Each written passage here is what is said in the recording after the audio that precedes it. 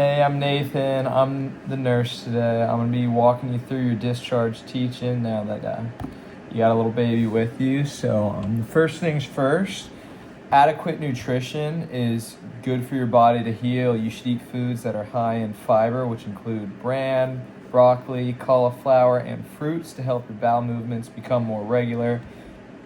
Eat foods rich in calcium, which include dark leafy green vegetables, milk, and yogurt. Drink plenty of water and non-sugar supplemented juices each day to satisfy your thirst and maintain hydration. You're going to want to avoid soft drinks, coffee, tea, and alcoholic beverages. Regarding activity, gradually increase your daily activities until you're back in your normal routine. Rest frequently. No lifting, pushing, or pulling for the first 2 to 6 weeks or as instructed by your physician. Do not drive until you're released to by your physician. So breast care, your breasts and nipples may be changed and or grow in size during your pregnancy.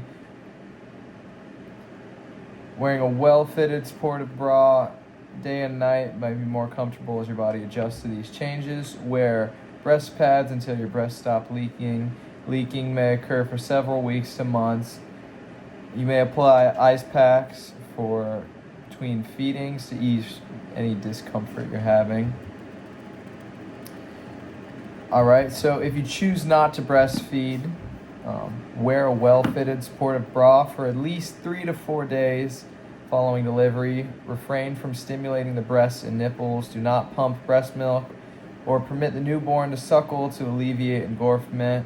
Apply a cold compress in the form of a frozen wet towel, cold packs or ice packs for 15 minutes at a time, every hour as needed. To prevent tissue injury, do not apply cold directly to the bare skin. Do not massage or apply heat to the breast.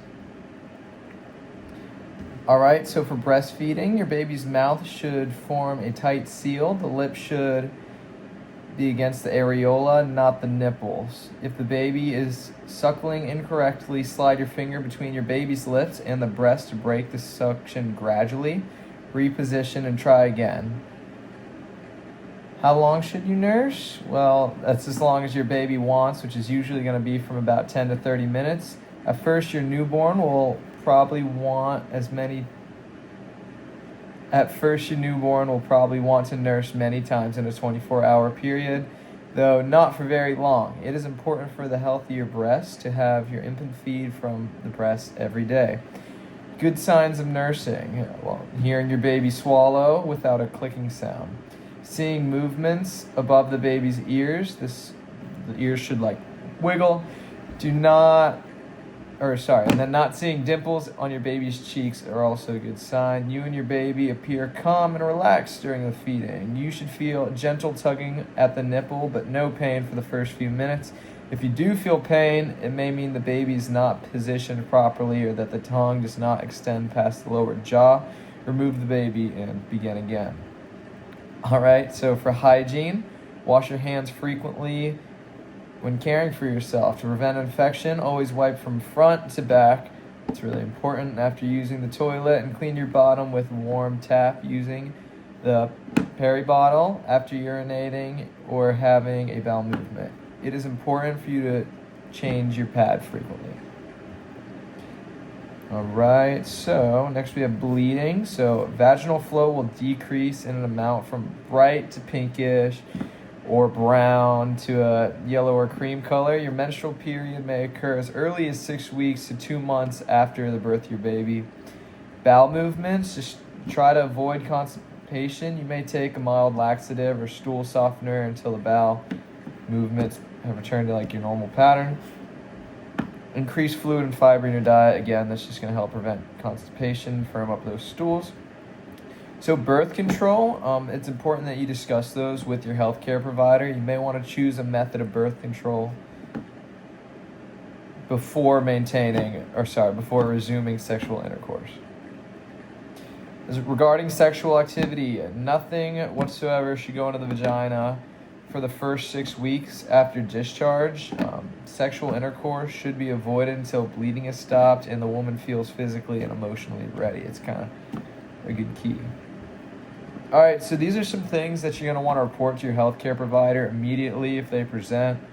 I know there's a lot of information in this, but we'll send you home with pamphlets and make sure you have all of it available to you. All right, so things to report: pain, redness, warmth, swelling, discharge or foul-smelling discharge from the incision site, or if the incision begins to open, so like a perineal laceration or a C-section incision.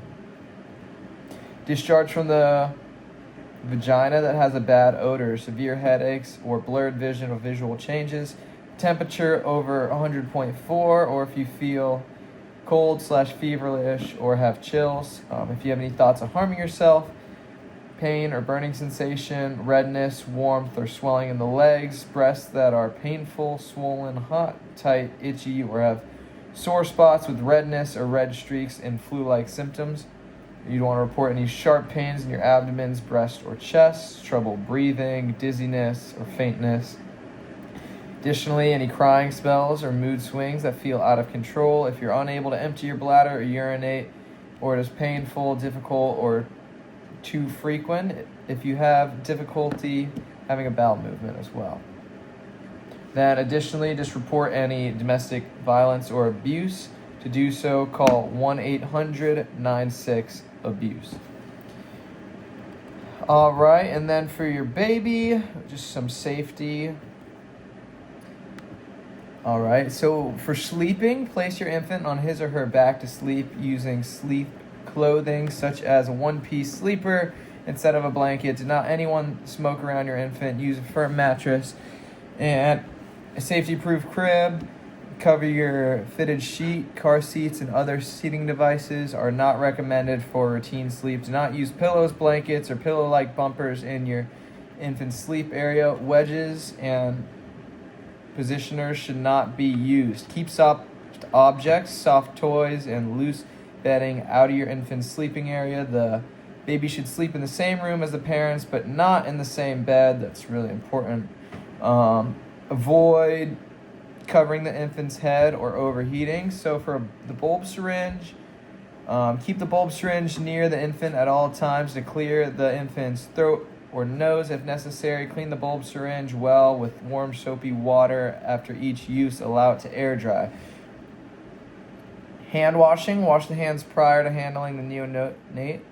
For car seats, all infants are required by law to be in a car seat while in the car or while the car is in motion.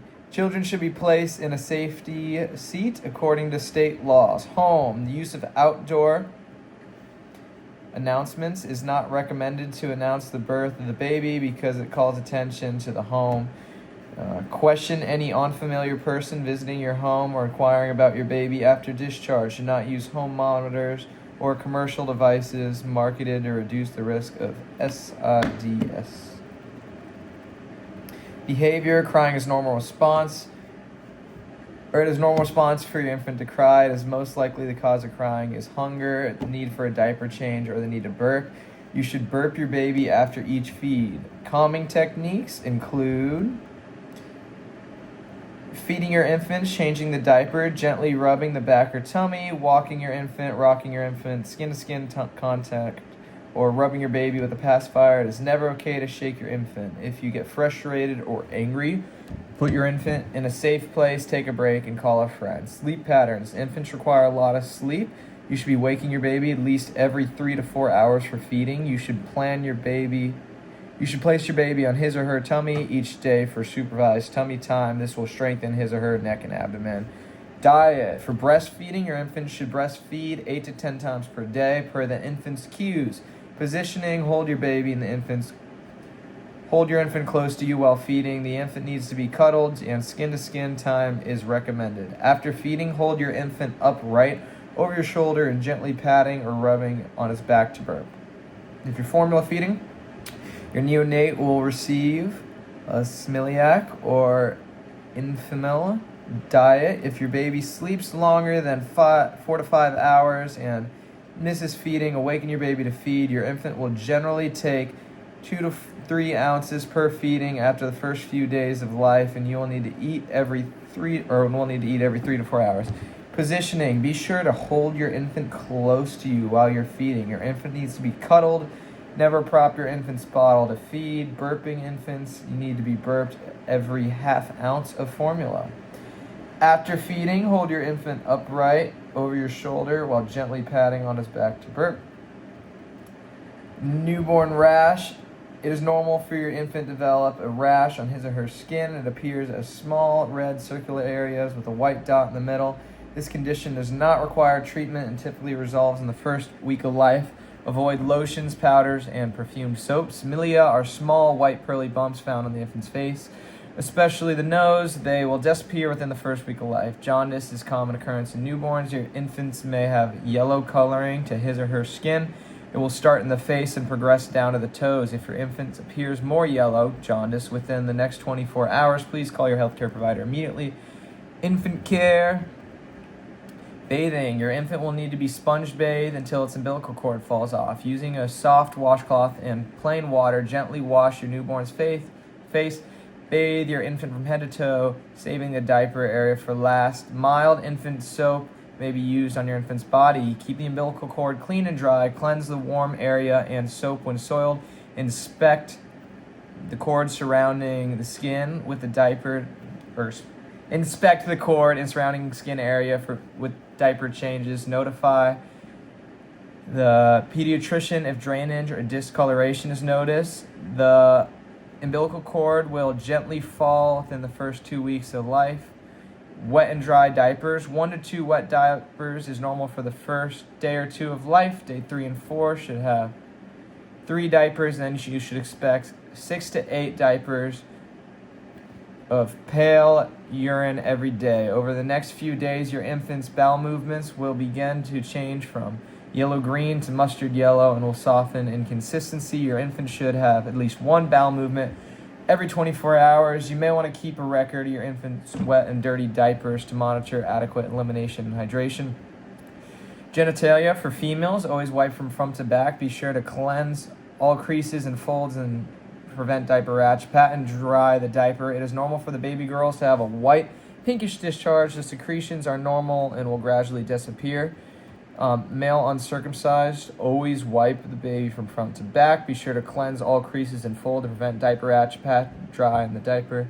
For male circumcised, always wipe the baby from front to back. Be sure to cleanse all creases, fold to prevent diaper rash. Pat dry, and diaper. Vaseline gauzes applies to the circumcision with every diaper change for approximately 24 hours. The head of the penis will appear red initially and then will continue to change and have a yellowish sticky film. This is very normal. You experience a bright red bleeding or green discharge. Contact your healthcare provider immediately. The plastic ring method of circumcision does not require dressing. The ring that is used will come off usually by 2 weeks. If you notice any swelling, bright red bleeding, or green discharge, contact your healthcare provider immediately. To cleanse the area, wipe gently with a soft cloth, cotton swab, or gauze pad, and plain water. Dressings. Dress your infant as you would yourself. Avoid overdressing your infant. Too much clothing, too many blankets may cause your baby to become overheated. Vaccinations. Infants should receive all recommended vaccination. Warning signs to report: difficulty breathing, rapid, labored, noisy breathing, feeding issues, inability to feed, persistent vomiting, or refusal to eat. Temperature concerns: fever over 100.4 or 38 degrees Celsius, or low body temperature below 97.7, 36.5 degrees Celsius. Jaundice: yellowing of the skin or eyes, especially if it appears within the first 24 hours. Unusual crying, high-pitched, inconsolable cry, skin changes such as a rash, blisters, or unusual markings. Lethargy, so unresponsiveness or extreme sleepiness, should also be reported.